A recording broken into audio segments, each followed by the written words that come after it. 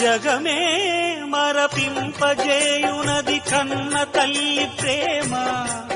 శిశువైనా పశువైనా తన తల్లి గుడికై పరుగులు తీయునులే.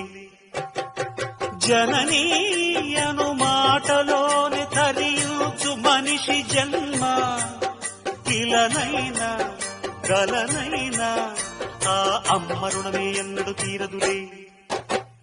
ప్రాణం నా ధ్యానం మా అమ్మ కోసమని ఉన్న బ్రతికున్న మా అమ్మే లోకమని.